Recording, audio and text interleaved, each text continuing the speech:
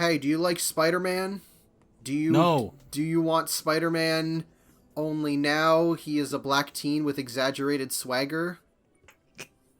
Do you, I do. I do want those are things. you waiting for Ratchet and Clank Rift Apart to come out? Hi. Who? Well, hey, I've got the game for you. It's Spider-Man Miles Morales for the PlayStation 5 and maybe PlayStation 4. I think I haven't figured out if that actually works on the PS4 yet. But Stefan, who are you? Hold on, let me check. Yeah, I'm Stefan. And we Hi, all Stefan. and we also got Mykonos Chris fan, and we got Hi. and we got Kevin the Golden Bolt here.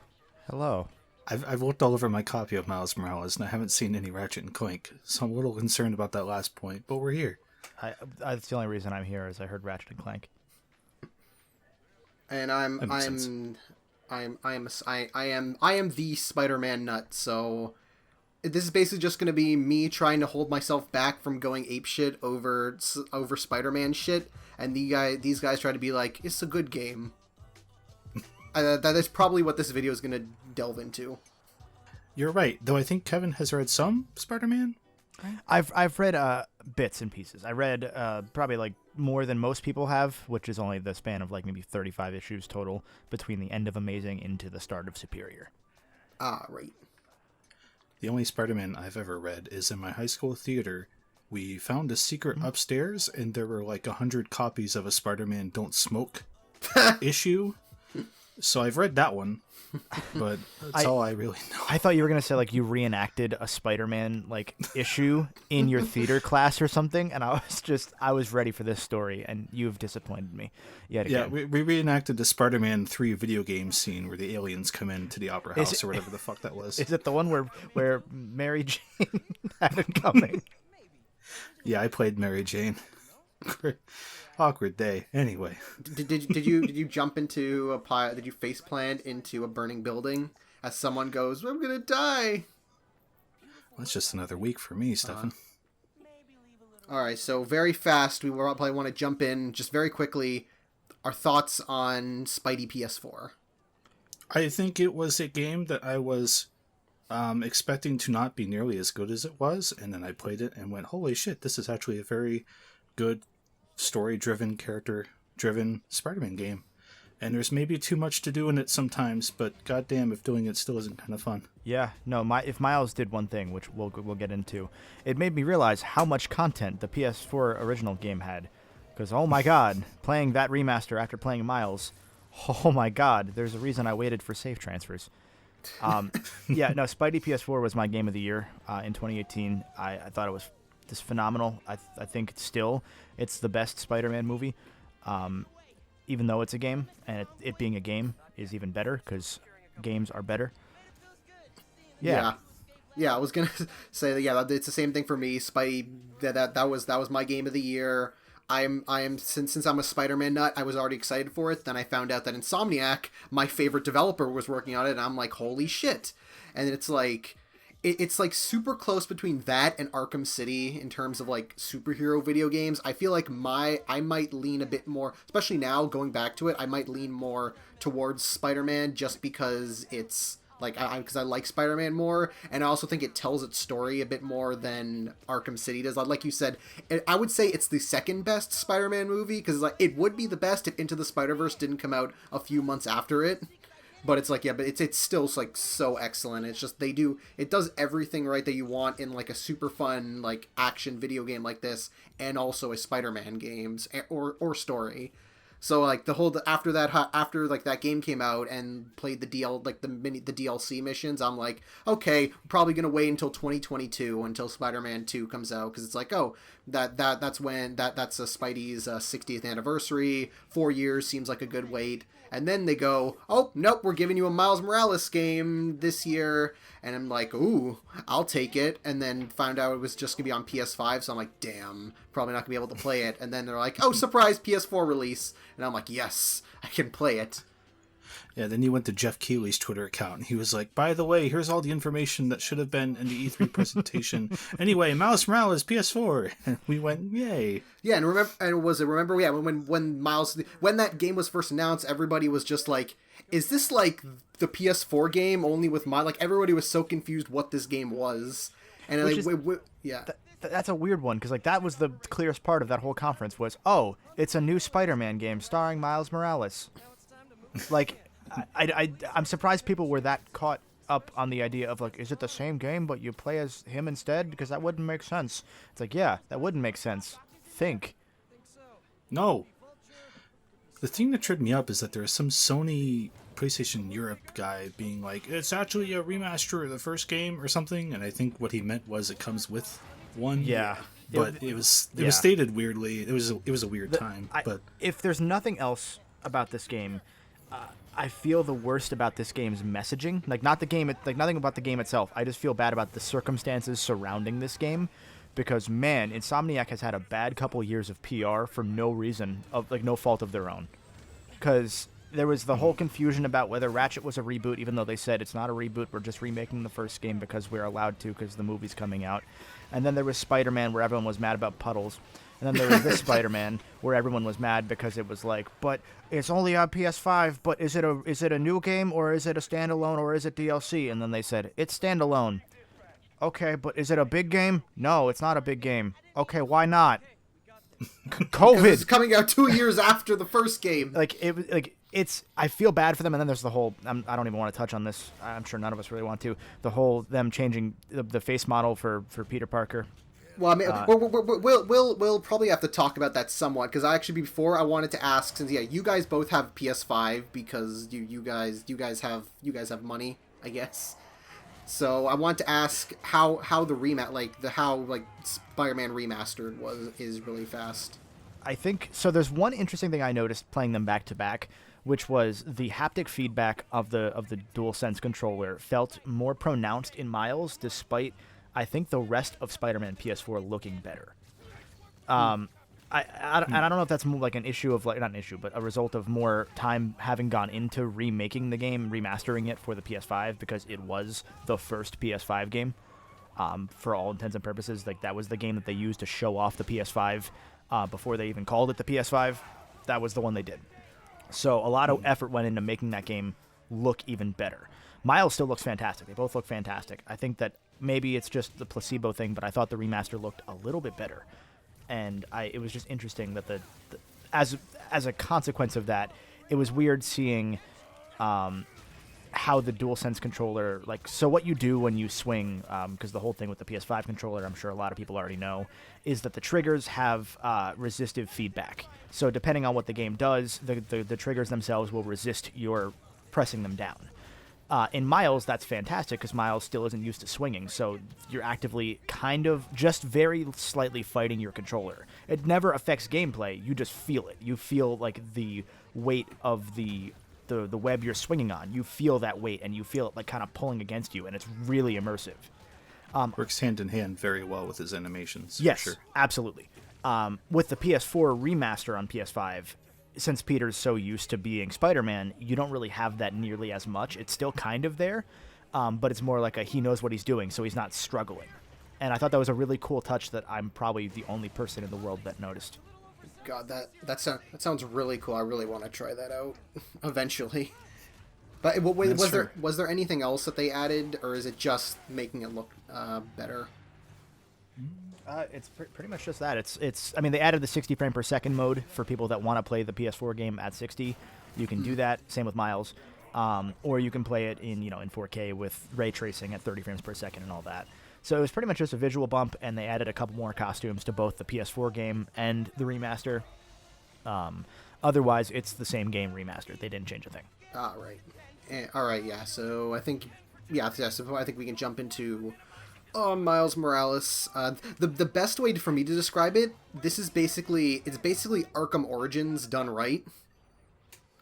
Because it's basically just a side project to the main series while we wait for the next installment to come out.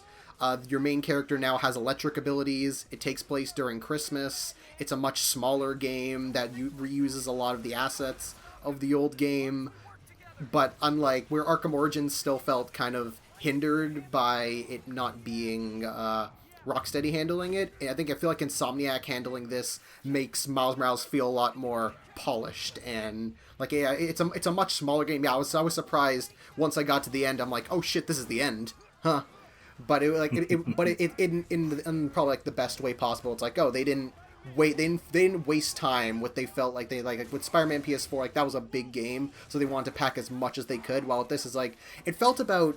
I feel like it's maybe slightly longer than the 3 DLC packs combined, like the City That Never Sleeps. I think if you took both of those, that and Miles Morales back to back, Miles might be slightly big, like there's slightly more stuff to do, but it's like, yeah, they're still about on par in terms of length.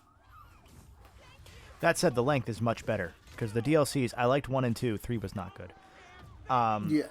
But, yeah, I would say for the DLCs, yeah, the first one, the Black Cat one was definitely the most like, well, because it also helps that they're both trying to do 3-act stories in that very short time instead of doing like one whole three, like instead of being like an act 1, 2, and 3, it was like 3 act 1, 2, and 3s, so the pacing felt weird. Like the Hammerhead one felt like, well, like the first Hammerhead one felt like it needed a bit more time. And then, yeah, the third one with Silver Sable, it just felt like it was kind of meandering for most of the time. Yeah. No, Miles, I will say that one of the things that I really like about Miles is that it assumes that you know a good amount about the character of Miles Morales, both from the PS4 game, what we learned about him from there, but also it doesn't just play dumb about the fact that Spider-Verse exists and is almost everybody's first view at who Miles Morales is as a character. I really liked that they just kind of like, there are some parts where it's like if you've seen Into the Spider-Verse, you know, oh, that character's going to show up. Okay, that makes sense. But then they play coy to it. And I'm being vague for now because I'm not sure when we want to start talking spoilers. But yeah, like I'll go into that. Yeah, well, I'll go into that. But that was something that Spider-Man PS4 did as well. It's like they're very aware with certain characters. Like, we know that you know Spider-Man. We know who these people are, so we're gonna play around with it to make you to invest you in certain ways. Mm-hmm. I'd say, to put it simply, Spider-Man PS4 is the game I'd want to experience, but Miles Morales is the game I'd want to replay. Yeah, I can see that. I can agree with that. I think Miles does a fantastic job of like acknowledging that Insomniac. Yeah, like they say, they're saying with Miles. Yeah, no, we know that there are things that you guys didn't like, and we're gonna fix them. Here's proof. Like the main thing being the fact that in Spider-Man PS4, each district had 20 crimes that you could solve throughout each district, and a lot of them were like very similar.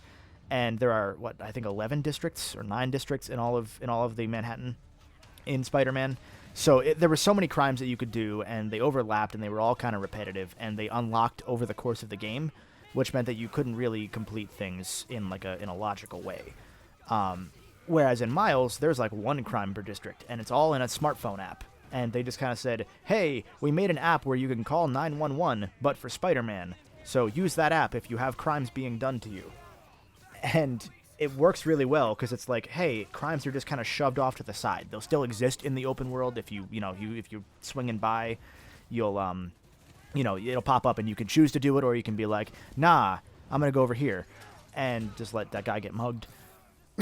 But if you want to, you can pull up your app and do there are a bunch of smaller side quests that are based on crimes, and they're kind of longer, more fulfilling crime missions, as opposed to, again, just, hey, beat up these dudes. Thanks. Bye. It helps the flow so much too, because by virtue of being an open world game, it's got that checklist, and you have that urge to complete the checklist of content, right? And in the first game, if there is a crime, it's like, I better stop everything I'm doing and do that, or else I'm going to have to swing around this area for 3 minutes later and hope it spawns again. Whereas in this game, it's just like, I just feel like doing it. I don't want to do the story yet. This 8-hour-long story. If that. But it happens, right? Sometimes you want to break. It's great. Yeah. So much better. And I think there are incidental crimes, right? Things do pop up, but I think it's kind of just Yes. very generic Yeah. looping. Yeah, like, things. Yes. like what happened was that like I just played through the game normally, just like the crimes would pop up like everywhere, and every time a crime would pop up, I just go and stop it because I assumed it was the same thing as the original game. But then like after I beat the game, and I was like, okay, let me do my cleanup, and I went to go to like the app because I was like in the app is like, oh, there's a section for like the regular missions and then the crimes, and I went to the crimes, and I'm like, oh, I did all of them already, and I'm like, I didn't realize just how few amount of crimes there were. So it's like, yeah, if you don't pay attention, you just kind of go like whenever they pop up, you just go do it, then it's like you end up completing it all, and then just doing more of them just gets you more of the tokens that you can then use to upgrade yourself. Yeah, that's actually one thing I do want to say. Now that you bring it up, is probably my biggest criticism of Miles Morales as a game, is that there's a really weird balance of the leveling progression that you get from doing main quest stuff, and the separate, like, the tokens that you get for doing crimes and side quests and all the collectibles and all that stuff. Which I thought was weird, because if you do all the side content, you might get a single total level towards, like, Miles leveling up. And that really, really threw me off, because I did a bunch of the side stuff, like, at a certain point in the game, I just stopped and said, hey, I'm going to do the thing I did last time and just do everything. And I went from, like, level 10 to level 11. Doing everything in the game besides the story. And mind you, when you're playing Miles, the game is perfectly paced so that you're going to hit level 20 by the end. Like, it's pretty much guaranteed unless you somehow don't do something somehow. I don't know how you'd be able to skip a mission. It's meant for you to hit exactly level 20 right at the end. It's got a similar, like, level pacing to how the Ratchet & Clank PS4 game did, where you would essentially have almost all your weapons maxed out by the time you were done with one playthrough, because they wanted you to do New Game Plus, where there'd be a couple extra things. This game is very in that vein, where there's some abilities that are even locked to New Game Plus. And that was something, because I don't remember that in Spider-Man PS4. It's like there's a lot of like those like the final level ups where they're like playing like this game's screaming at you to play New Game Plus. Yeah, which I'm cool with that. I think it's a good game to play New Game Plus with, and I think the new abilities and the fact that really if you do the game in the way that I did, where you do a bunch of side stuff in between, you're not really getting the full experience of Miles' powers, because you don't get some of those powers till like 2/3 of the way through the story. And so I think this game is benefited by a New Game Plus run, where Spider-Man PS4 was as well, because I think that game really, really comes together once you kind of play it like a Ratchet & Clank game, where you swap between your gadgets on the fly and really like just go nuts with the chaos of having all these abilities. I think Miles benefits even a little bit more despite having fewer abilities, or fewer gadgets rather. Yeah, that was something I wanted to say, is that when I played the original, whenever I play Spidey PS4, I usually don't end up just because I think there's like 8 different gadgets you can use, and there's so many of them that I end up kind of feeling a bit overwhelmed. So I literally just end up sticking with the webs and maybe the web bomb, because I'm just like, oh, it's the easiest. I don't feel like it feels a bit harder to just kind of go and cycle through all the different kind of gadgets, figure out what do I want to use for like what situation. But then in this game, there's only 4 of them. So I'm like, oh, okay, only 4. I can work with this. So I can use, like, I'll still use the web most of the time, but then it can be like, oh, I can use the gravity well here. I can use the decoy Spideys over here. And it's just like, I can just go more crazy with the gadgets, because it's like, oh, I know which ones to work with. And then you also throw in the Venom Sting, which I think is a really fun power-up. Just like, I mean, just like in the... I feel like it's better than like with Arkham Knight's kind of electric gloves, and Arkham Origins electric gloves, because that basically just you activate it and you're like, now you're completely broken. You can just destroy everything. While in this game, it's the Venom is much more balanced. You have to make sure that you either have the right skills attached, or that you're like doing your combos correctly, because you can't simply just keep spamming the Venom Sting. You gotta make it. You have to use it in certain positions and at certain times. And then, and then there's also the camouflage ability, which makes stealth. Like I enjoyed stealth. Like I enjoyed stealth all right in PS4, but it's just like just doing it the slow way is always just kind of like, you prefer to just go in guns a-blazing. But now with the camouflage, it like adds like now you can go right up to, instead of having to be far for the whole time, you can go right up to someone's face, silent takedown, and then run away. And like they use like the camouflage is also balanced very well. Of like, oh, once you stop, you gotta wait a certain time. You can use that to either run away or plan out your next move. And I think that they use those two moves complement regular Spider-Man's kind of abilities and combat extremely well. I'm thankful for the camouflage too, because that is a critique I have with the first game. Because I did like playing that game stealthily, like I was one of those weirdos, and I thought it felt really cool to just slink around the walls and the ceilings of an environment and just kind of pick people out. And I forget, Kevin, I must have been talking to you about this. No, this was something I was going to mention that you had mentioned. Because like sometimes, especially in the Silver Sable, that was the name of those people, right? The Sincaria Silver Sable people. Yeah. Sometimes in those bases, like I would just meticulously pick out everyone and like plan my whole fucking attack, and I'd get through it and I'd be like, man, that felt great. And then a cutscene would start and some people would come running in like, hey, Spider-Man's here, we gotta go get that guy. And then they just know exactly where you are instantly, and it just becomes a fight. Camouflage, you can get spotted. I don't think the game ever forces you into that kind of scenario, at least. Like, it forces you into fights, but it doesn't pull the carrot away, at least. But camouflage lets you pretty much no matter when just go back into cover and then reassess everything. Yes. And it feels fantastic. Oh my god, it's great. Yeah, I know. That was one thing, is once you aggro enemies in Spider-Man PS4, you cannot excuse me. I have a Dorito in my throat. You cannot unaggro the enemies once you start.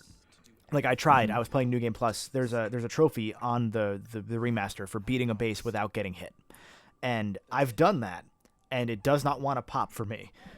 So I've been trying, and I've been trying to do a bunch of stealth, because then a couple of them have stealth challenges too. And I was like, oh shoot, I aggroed somebody. I have to leave now I have to leave and hide for a little bit. And I hid for 5 minutes, and they were just staring right at me. Like, they would not go back to their normal path, which was, looking back, a big criticism I have with that game for sure. And even then, it was one I had at the time, but now playing Miles, it's even more pronounced of oh my god, how did they think that was okay? And clearly they didn't, because they fixed it. Yeah. Ultimately, I think the changes in the gameplay in this game are very subtle, but they add a lot, which is very good. Because that first game played very well. It's more like the situations that you could get yourself in the first game and the actual game design that I had issues with, more so than the gameplay. So to get to this one, and basically everything's the same, you just kind of have alternative options instead of different options. What? What did I just say? Yeah. You know what I mean? You have less gadgets, but they make up for it with Venom and stuff like that, right? Yeah, he's a different Spider-Man, and he has a different set of skills, and that fits the fact that in the next game, you're going to be able to play as both. And that was exactly what they needed to do to help set up, Miles is in fact a Spider-Man. And he's an equivalent Spider-Man to Spider-Man. He saves the day the same way that Spider-Man does, but in his own exaggerated swagger. God, that GameSpot, man. GameSpot. Sometimes I think I write embarrassing things for reviews I do, but then that comes out and I'm like, I'm doing okay. Every comment I've seen on every Spider-Man video has been that for Miles. That's every single comment. I know it's bad because I saw one of those images that precede unfortunate events tweets, and it was just him right before that point in the review, and I was like, I hate that I know what that is. I really hate it. Yeah. I love all the me. I love the me. I love the box art. I love when they put his face over Metro Man's face. It's just I just love how creative they can get. And visually speaking, I just want to say, because again, I played the PS4 version. And it's I didn't notice an inherent they pretty much both look they both look pretty much on par quality wise in terms of looks. I will say that parts of Miles I think look, I wouldn't say quote unquote graphically better, but they definitely look sharper, and I think that has to do with the winter aesthetic, the Christmas the Christmas themes, how everything the holiday all of the the decorations, the banners, the emphasis on you see a lot more spray art all over the place, and it's I think that makes it look visually makes it pop up. Maybe it's not inherently technically superior, but I think it does have a nice visual flair to it that makes it stand out slightly more than just simply being a copy and paste from the original. Yeah. And I think a lot of it is also due to the fact that Harlem was the least used district in Spider-Man PS4. I think explicitly because they knew they were going to do something like this down the road, where they were going to do a Miles game set in Harlem, and they really brought Harlem out. I thought they did a really good job of showing the differences in that little borough compared to the rest of Manhattan. Yeah, that was something I really appreciated, that like majority of the game did take place in Harlem. Like there was a lot of stuff to do all throughout New York, but a majority of the stuff you do is in that like upper corner in Harlem. It's like I like that they centered on, like, it wasn't like, yeah, because I don't think Spider-Man had like a distinguished hub in that original game. It was literally all over the place, and like maybe like you said, Harlem wasn't as touched. I think it was like, the very top wasn't as touched, so it's like, oh yeah, they give him that. Miles pretty much just uses all of the areas that Spider-Man PS4 used the least, which I thought was really nice. And the thing is, it gives them all meaning too. Like there's some story stuff where like we'll get into that probably in a couple minutes, but there are some parts where they reference like, you know, things like the science building, where you never really went there in the PS4 game, but you know, that's a major facet of Miles' character, was because he was featured at the science festival and like featured in that building at the museum. And I thought that was really cool because it gave meaning to that area being there in both games now. Yeah. Yeah, we can go into very quickly before we go into story. I want to bring up that, yeah, again, I played the PS4 version, and I just say the first time I played it, I'm just gonna straight up say it didn't work. It pretty much didn't work. Like the first cutscene, I put this on Twitter. The first cutscene when Miles suits up to go into Spider-Man, he just broke. Like the model just broke, it twisted, it ragdolled, and then the game stopped. So I had to go and reset the game, and at least 4 or 5 times throughout the next hour of the game, something would happen that would just lock me out of a spot. Miles would just stop moving, and I had to stop. I had to just completely stop and restart the game. Like stuff would just not load. They would load improperly. It was like the worst I've ever seen in any game I've ever played. So it got to a point I was just like, fuck it, I have to uninstall, reinstall the game. I think that took like half a day to do for me. And then when it finally just came up, I was like, okay, now it actually functions. It's like, thankfully, once I reinstalled the game, like there were still like visual hiccups here and there, but thankfully after I did that, the game worked. Like I didn't have any game-breaking bugs like that, but I was surprised how bad it got. I almost wonder if that's like a 1 in a million scenario, or if there were a lot of people on the PS4 version that ran into those sort of hiccups. Because I know they patched both versions for a couple issues that were leading to some crashes. And I know, in my experience, I essentially beat the game in one sitting. And I essentially 100%ed it in one sitting because I was trying to get a review out the next day. And so I went through, and when I beat the game, after probably 8 hours, having done everything else, it just got really weird because I did the final side quest, which isn't really a side quest. They just kind of give you a new costume. And it's a really cool costume, but I thought it was one of the costume's features that started really messing with my game's performance, because both when I was playing on... I played the first playthrough in Fidelity mode, which is the 4K mode. I played that entirely through, and it started just really struggling when I was swinging. Only when I was swinging. Every other time it was fine. So then I was like, whatever, maybe it's just the costume, no big deal, whatever. I started my New Game Plus run, switched over to the performance mode, and yet again, I was running into really, really bad performance issues. And once I restarted my console, it was fine, so I think it was a memory leak, just from having the game on so long. Something should have been deallocated and wasn't. But that was the only issue I ran into. I think I had one crash, but it was the day one of the PS5 being out. So that's expected, and yet again, just like when Spider-Man PS4 crashed for me, this game's so good at autosaving that I literally spawned in the exact same spot I was in. Yeah, that's what I was thankful for. Yeah, the game's so good. Every time I restarted, it jumped me back right to that point. So it's I was thankful for that at least. Yeah. I'm curious about the PS4 version in a way before we move on. Do you know if it runs at 30 or 60 frames? It's got to be 30. There's no way it's 60. Yeah, it didn't. I was thinking 30. I did, yeah, because I'm terrible with figuring out what's 30 and 60, but it looked like it was 30. There's no way it's 60, because the big selling point of both games on PS5 is that it can finally run 60, because Insomniac's engine was built for 30 on PS4, so they had to repurpose everything to make it run at 60 on PS5. Unless you put on the 12 frames per second mod. Yeah. How does running the game at 60 frames per second and then having the 12 frames per second mod, how does that look? It looks cool when you're not playing it. Like when you're playing, that works yeah. because the video I'm putting in for this has exactly this thing going on. Yeah. It's weird. I mean, it's cool, but it's weird. It's really cool to watch that gameplay, but when I was playing it, I was getting disoriented, and I had to take it off. Yeah, I'd say playing it in playing the game in 30 with that mode, because I thought it was going to be like really like disorienting to play, but when I played it, I'm like, oh, this actually works pretty well. But again, it's probably like just because it's 30 frames. If you're playing in 60, it's probably going to be more. It's probably going to be much more like harder to work with. Yeah, for sure. All right, now I think we can jump into story, and yeah, this is going to be all spoilers. Now we're just going to go spoil this like crazy. I can't believe Uncle Ben dies. I can't believe Miles kissed Uncle Ben with a poison kiss. I can. I did not go to the I didn't go to the cemetery to check their graves. They're there. Don't worry. Yeah, and I assume Jefferson's as well. There's Spoiler. a trophy. There's a trophy for visiting Jefferson. Yeah. Oh, right. Nice. Nice. Yeah, every Spider-Man game's gonna have a trophy where you visit somebody's dead grave. I first I want to say is that the biggest thing I noticed with the story is that it is a bit too much copying from the original. Like just like the story. I mean, you got another evil corporate CEO guy who's doing something fishy.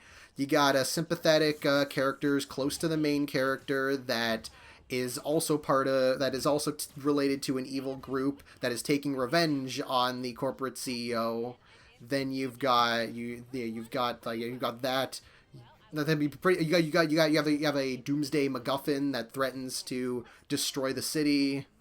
It's like a lot of it is just like it's kind of obviously borrow. I mean, a lot of it is because gameplay wise, it's like, oh, we want to have our version of the demons and the Symkarian soldiers. So we have the Roxxon soldiers and the Underground. So it's like we got to have a story reason for them. So that's your story reason. I noticed the similarities, but I thought they were kind of just slight thematic ties. I was more keyed into the fact that this game does not even take a second to breathe. Like, and that's not a bad thing necessarily, but like, no going in if you're, I mean, I don't know why you're watching this far into the video if you're not playing it yet, but no going into this game that it's a 6-hour campaign and it shows it in that it does not take time. It immediately shows you, hey, here's this new villain that we showed off in the trailer, and then they immediately say, hey, it's your best friend.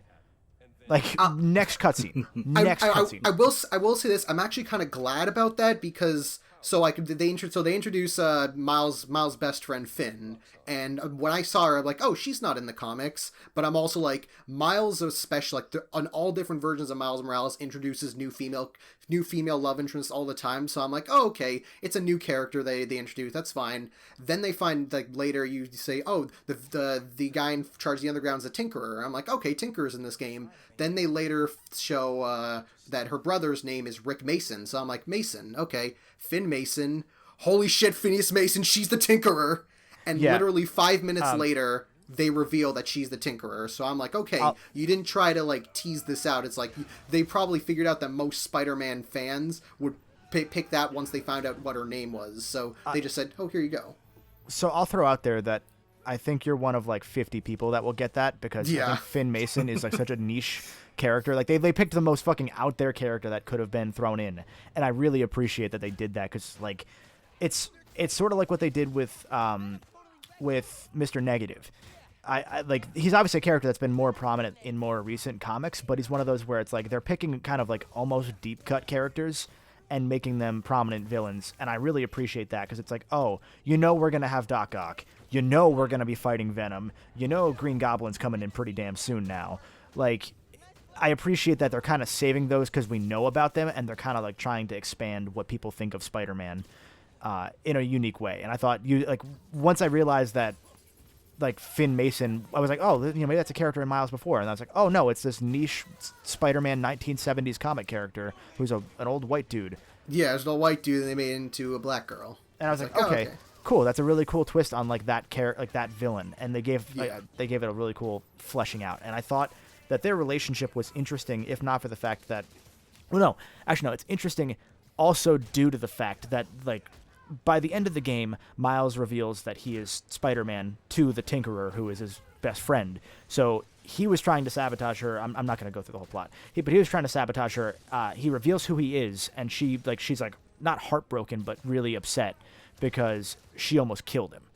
And so the whole thing is she's upset because he keeps lying to her, and he's just trying to like explain, no, you can't do this thing. Please don't do this thing. But he doesn't explain why. And it's the most contrived thing that either game had was just him like being too dumb to explain, no, don't do this because the reactor's overloaded with power and you're going to blow up all of Harlem. And it takes him like an hour and a half to say that, but it's after she already used the reactor to blow up Harlem. I mean, they don't blow up Harlem, but she tries.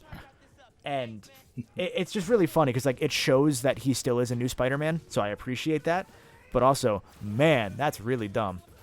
Yeah, I think the reason that what they were going for was that because when he basically hints that he knows that she's the Tinkerer, she comes out and says, "Yes, I'm the Tinkerer," and then a bit while later is when he reveals that he's Spider-Man. So she's like, "Oh, I told you my secret, but you didn't tell me your secret." So it's that kind of thing. And then there's then like you have all these little things of like, oh, he's kind of losing her trust in certain ways, so that when it finally gets to the point of him trying to be like, oh, if you set up the bomb, it's gonna destroy everything. She's like, oh, now you're just lying to me in order to get what you want. Well, yeah, and also and ultimately they're both 17. They're both 17-year-olds. They're both teens. So of course they're gonna be a lot more angsty. So I can get like it's still very contrived, but it's like I can kind of see what they were going for, and it works despite itself. I understood what they were setting up with the whole trust thing, but when you only have 6 hours to tell it, maybe don't tell a trust story. Like, just throwing it out there. That is the double-edged sword of the briskness of this story for sure, because like thank God every time something really obvious happens they give it away a few minutes later, so it's just not protracted forever, right? Like when that happens, or when the stuff with Uncle Aaron happens, like they pretty much immediately show their hands, so it's like, oh cool, we're not going to dwell on that, perfect. But then there was time spent with Finn before that. Like I'm not saying there wasn't, like the little Christmas scene near the start of the game with Genki and the mom. That stuff was great. I think more stuff like that. I don't know. Maybe it would have hurt this trust story, but I really wanted more time with Finn because she seemed cool. But I felt like by the time I was really realizing what was going on, it was kind of fucking barreling toward the end with no breaks. Yeah. I do think Finn is one of the more interesting, and like if we're looking at this as a movie, as all other superhero movies, I think she's one of the more interesting antagonists of like pretty much any quote unquote superhero movie, because I feel like there's a lot of things of like she goes a lot of the way into like full on villainy, but it's also a lot of a case of you can kind of understand why she's going this way, but it's also a thing of like you just want to be like just stop and think about what you're doing for just a few seconds. Like if you just stop and think what you're doing for a few seconds, everything would like not everything would be okay, but it's like we can kind of figure this out. But it's like you just see how like the one of like people like they're it's that thing of like it's kind of like the opposite of Otto, where like Peter's just has this idea in his head where it's like that he can save him, but Otto's just so far gone at that point that he really can't. While it's like Finn, you can see that she is close enough that Miles could maybe save her and maybe bring her down, but it's like she's just so wrapped up in her anger and just the idea of like, oh, no matter what I do, this dickbag's gonna get away with it, so I'm just gonna say fuck it and do whatever I can to make him pay in any way. And my favorite about that is the fact that so first off, let's just jump back really, really quickly. There's a company that's run by Troy Baker, and it's just Troy Baker doing his Troy Baker voice. I want to say really fast. Yeah, I want really fast that Simon Krieger is just he's just an absolute dickwad. But thank God for Troy Baker, because he is just so fun. Like he gives every single moment that he's on screen with such energy and just laugh at something. I loved any like that's one of those characters I'd just be annoyed would come on screen, but I'm like I keep wanting to be on screen because he's so fun.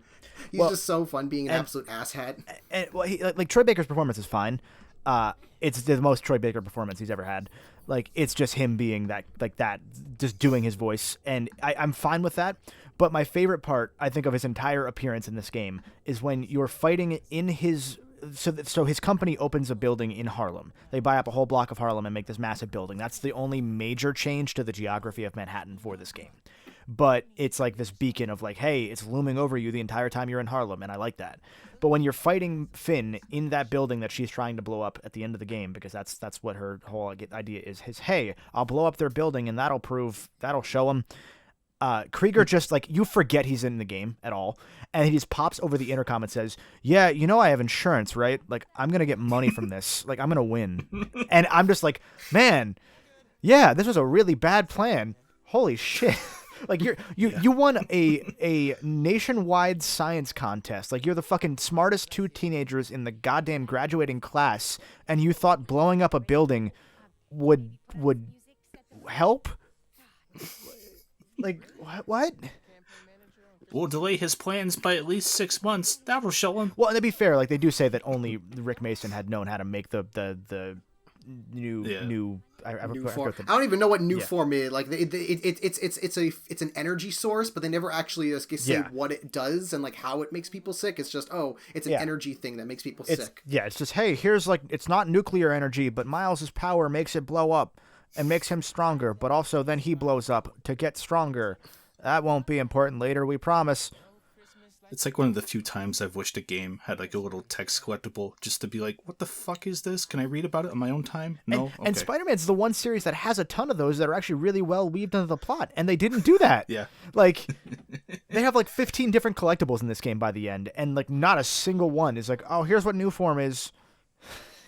Yeah, that was the thing that made me so much think about because Spider-Man PS4 had the Devil's Breath, and it's like new form is just, this is very clearly supposed to be just this game's Devil's Breath, and the fact that they don't really explain what the hell new form is, I think makes it feel a lot more obvious. Like if they had like shown what the purpose of. Yeah, I'm glad it's not Devil's Breath though, because playing Spider-Man PS4, playing that Act 3 nowadays.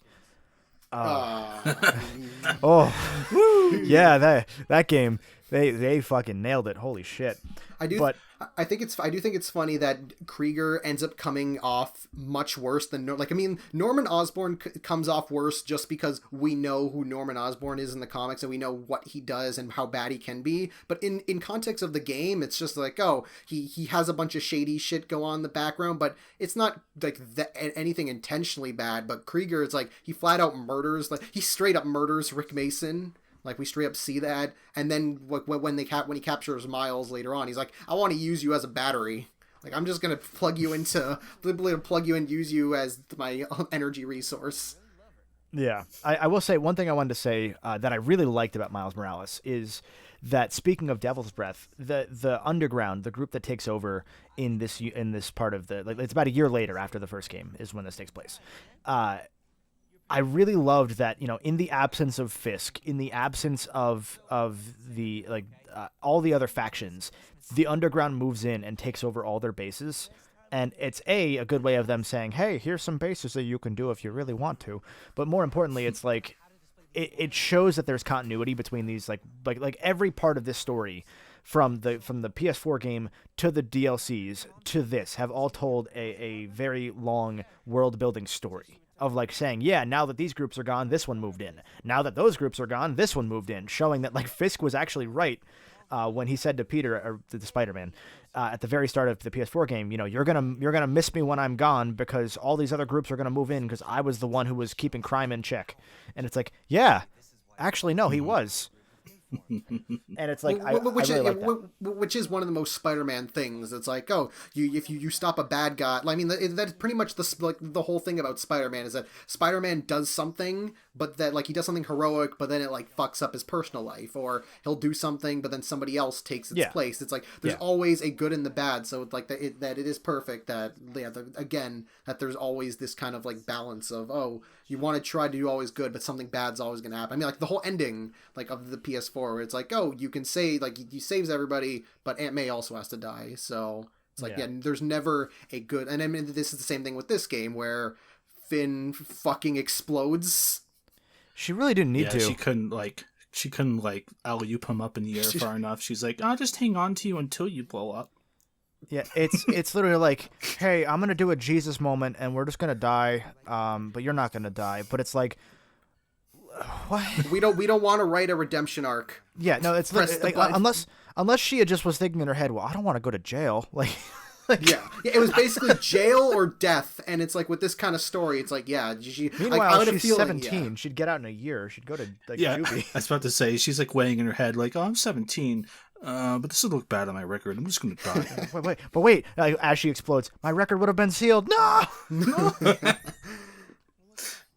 Oh. I did really like that Miles, like the Venom sting is actually a major plot point in the story. Like so many, it's hard to think of many Miles stories where the Venom sting is more than just a move that he can use, but it's like, oh, the fact that he can absorb electricity and like excrete it out of his body, it's like it's an actual plot. Like it's how he destroys all of the new form. It's like how he saves the day at the end. It's like he uses it to defeat specific enemies, and it's like it's why Krieger wants him specifically. It's like there's actually specific like plot points behind his Venom powers, and I really appreciate that. It's like it's another thing new about Miles. I like Infamous as well. No, for all the joking that we made, I think we all made it clear we really do enjoy the game. It's just it's a really good game.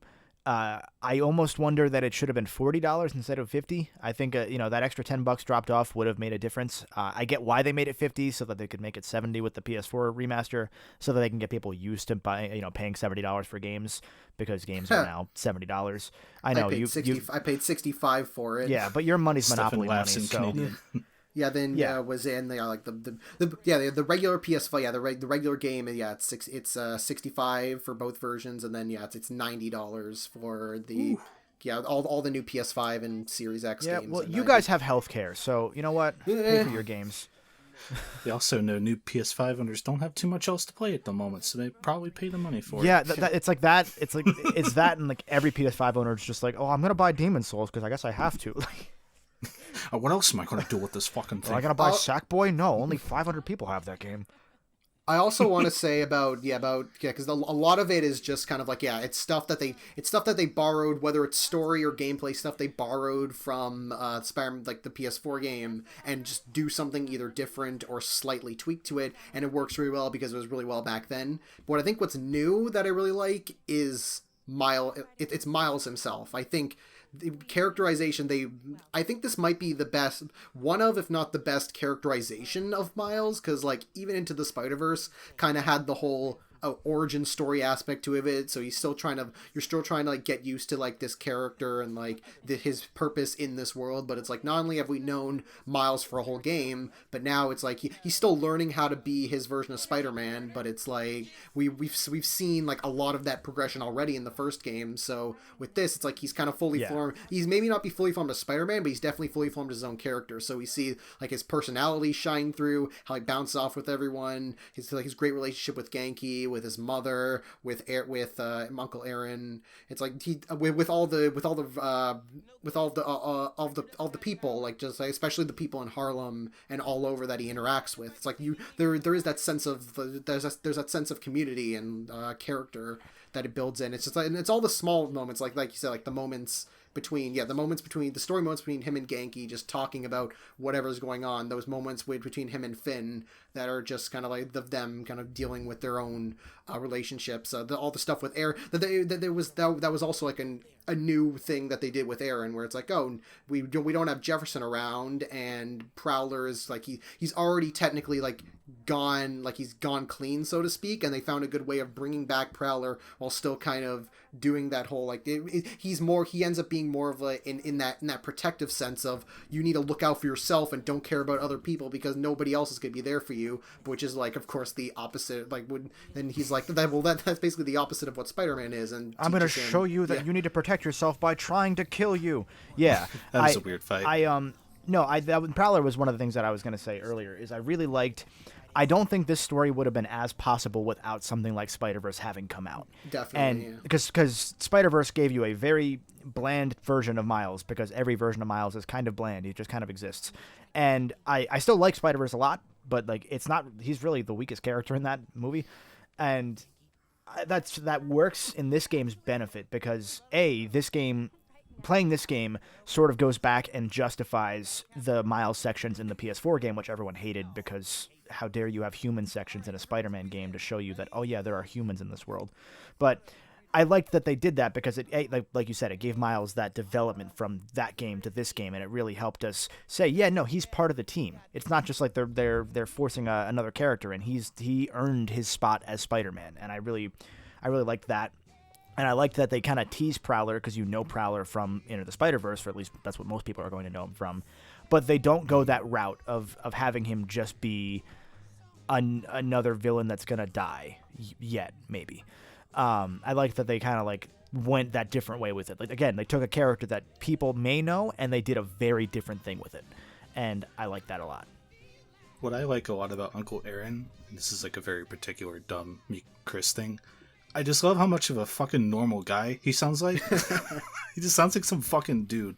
And I just, every time he talked, I was like, yeah, okay, this doesn't sound like some video game character or whatever. It just sounds like some dude we're talking to, like a family member. It's great. Loved it. I also really like how sweet Miles is.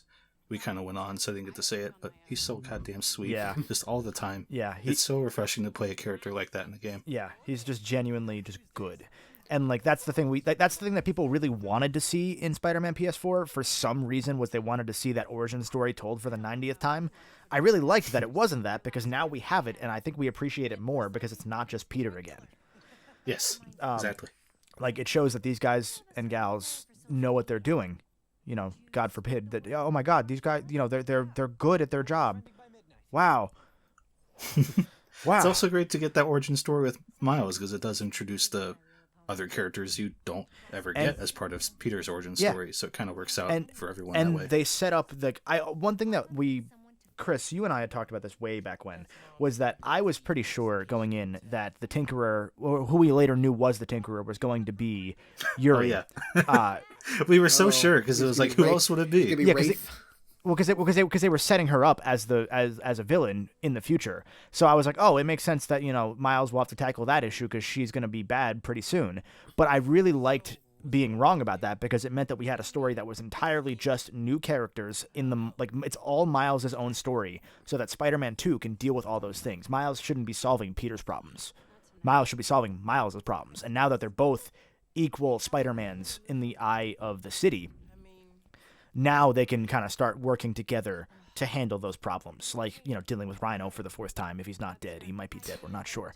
Oh, or dealing with, you know, the fact that, you know, Fisk is gonna find out who Miles is by torturing Teo from Teo's bodega, because Teo knows who he is now.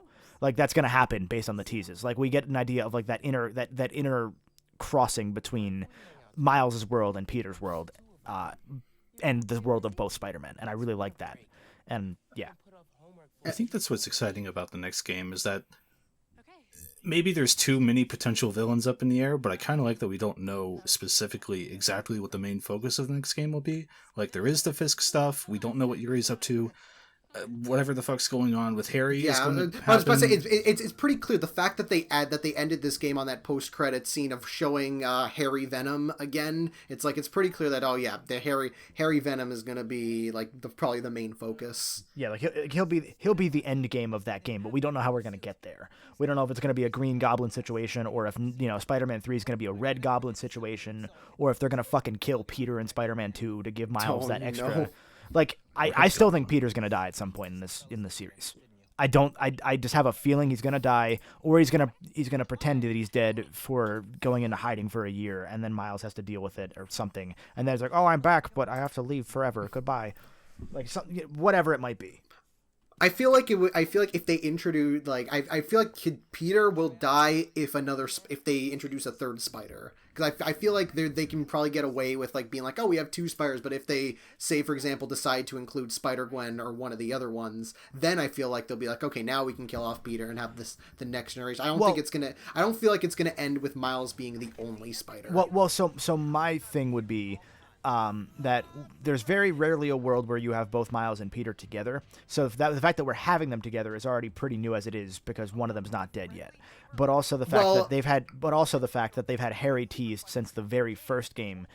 We could have a playable Venom be the replacement for Peter. Like, that's very possible. or it might be like it could be anything in that sense. But like all the characters that have been playable and that are like the key characters have been teased since this very first game. It's not going to be Spider-Gwen, but it might be a playable Venom. Yeah. I love that we don't know. Yeah. It's so nice to speculate about a fucking Spider-Man video game.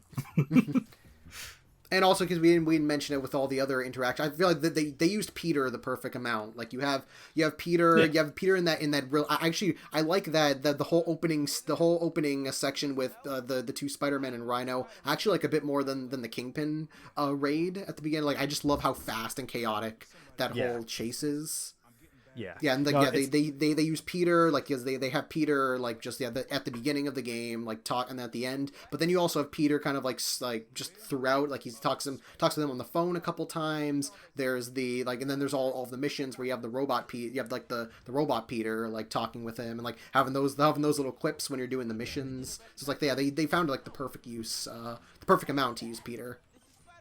And it also has the side benefit of not showing off that new Peter face that much, because people are going to be mad about that until the next game when it's like, oh, hey, yeah, no, it's fine. Yeah. It got to the point in this game where I was like, oh, right, Peter. Right, he exists. Yeah, I which was already so okay with him being gone. I was like, yeah, okay, I like Miles a lot. yeah, let's go. and that's the perfect thing is like they were able to make a game involving a new Spider-Man, and we didn't miss Peter that much.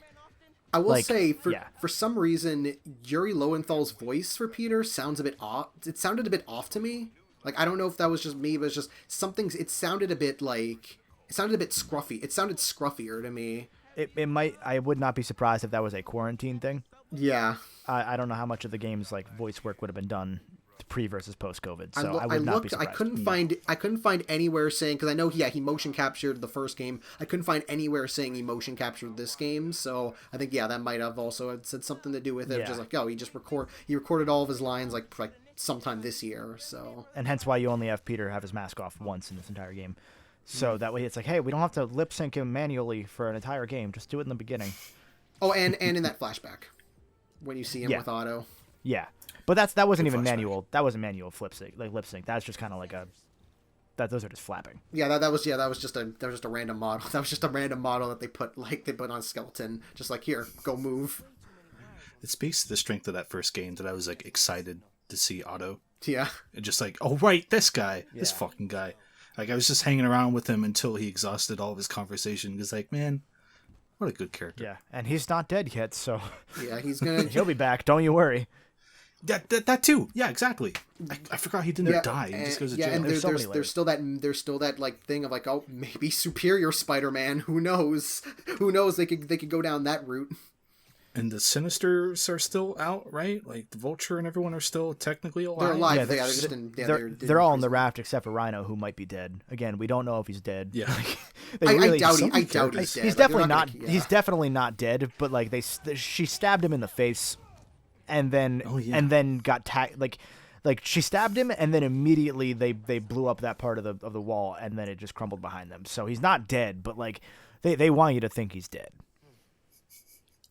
He's such an easy, cheap laugh character they can throw out at any time. I kind of hope for sure they keep him around just because. And I appreciate it from the perspective of like every time I've ever seen Rhino in Spider-Man, like in terms of games at least, because my first experience with like proper Spider-Man media was actually one of the games on PS1.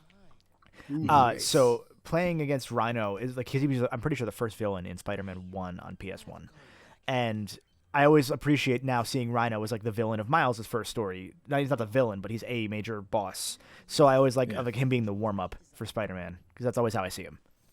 Yeah, and especially because he also Miles had that big mission where he's like sneaking around Rhino in the first game. So like Yeah, so it all came back, him yeah. and Rhino do have that connection. Oh yeah, I didn't even think about right. that. Yeah, and Fred Tatasciore, who like he's always known for doing like he plays Hulk in a lot of animated series. He's known for big muscular like hulking characters, and he just does a great job with that stupid Russian accent.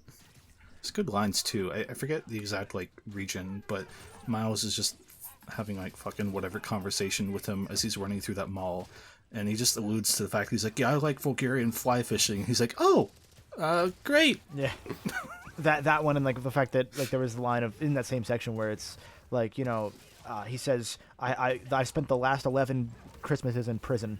Like, and it's like, oh You'll yeah, enjoy this one. yeah.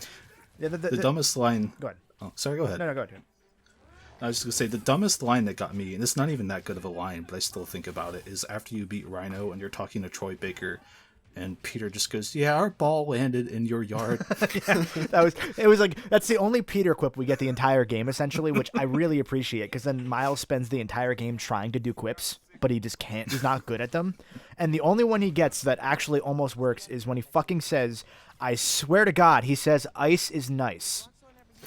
Yeah, he's Big Knack fan. I Loves the swear, PS4. like, I'm pretty sure it's exactly that during one stupid side quest. Not even a side quest. One of the smartphone. Hey, my crane's gonna fall over. When he was spraying the ice. He was spraying the icicles off the crane. Yeah, there says ice to. There says ice is nice or ice to meet you. I forget which one, but either way, fuck you.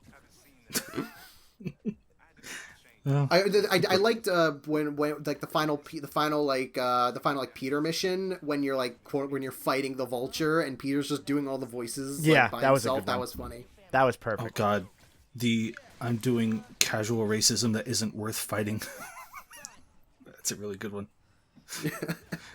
I think we're bumping up against the end of our time here tonight, but Spider-Man Miles Morales is very good.